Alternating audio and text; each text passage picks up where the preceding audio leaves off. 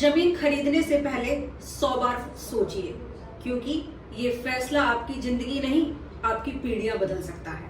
मैं सोनिया चौधरी और स्वागत करती हूं आपका जेपी रियल एस्टेट के ऑफिशियल यूट्यूब चैनल पर। तो साथियों, आज हम बात करेंगे बहुत इंपॉर्टेंट टॉपिक, जो जेवर एयरपोर्ट के आसपास जितनी भी इलीगल प्रॉपर्टी है, लोग थोड़े से लालच में उन प्रॉपर्टी में इन्वेस्टमेंट कर लेते हैं। क्यों?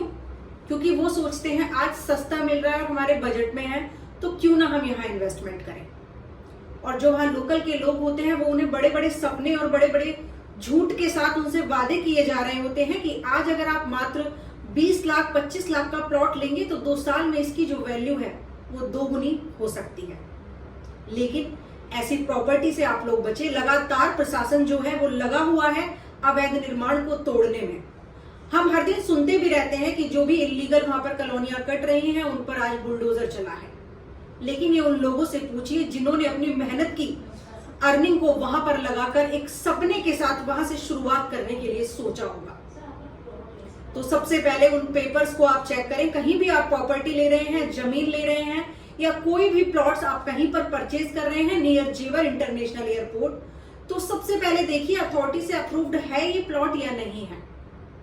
या अथॉरिटी से अप्रूव्ड नहीं है तो मास्टर प्लान में कहीं ऐसी जगह तो नहीं है कि इन फ्यूचर अथॉरिटी इसे एक्वायर कर सकती है। तो प्रशासन से पूरी जानकारी लें, सारे दस्तावेज को चेक करें, या जो भी वहां पर प्रशासन है या वकील से एक बार जरूर सलाह लें कि इस प्रॉपर्टी में अगर हम अपने 20 से 25 या 30 लाख रुपए भी लगाते हैं तो क्या कल को हम इसमें फंस तो नहीं सकते।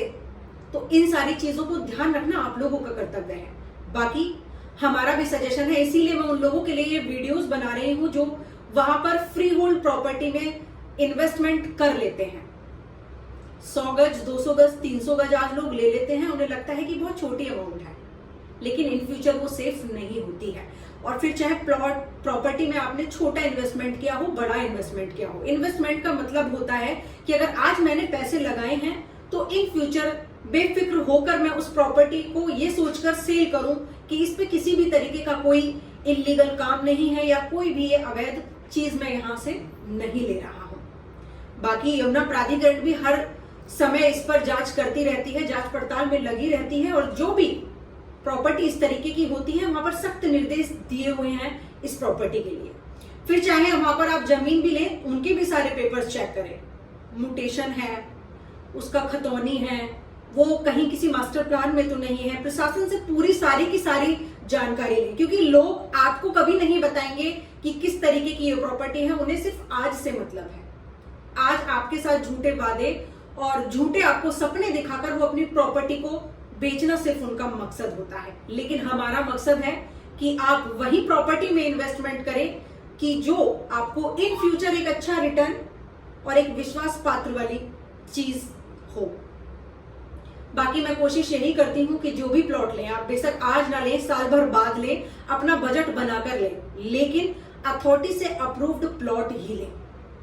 चाहे फिर वो 7% किसान कोटा के प्लॉट हो, उसमें भी रजिस्टर्ड में जाएं, या फिर आप अथॉरिटी के रेजिडेंशियल प्लॉट्स में जाते हो, लाइक सेक्टर 18, सेक्टर 20, सेक्टर 22 भी, या सेक्टर 16 और सेक्टर 17, इन सब में भी आप रजिस्टर्ड प्रॉपर्टी में और अप्रूव्ड प्लॉट्स में ही निवेश करें।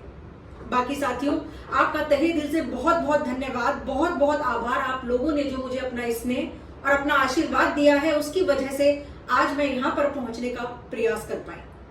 फिर मिलती रहूंगी ऐसी अद्भुत जानकारी के साथ और नई नई वीडियोस के साथ। तब तक आप अपना ध्यान रखें, खुश रहें। आपका दिल से बहुत बहुत धन्यवाद।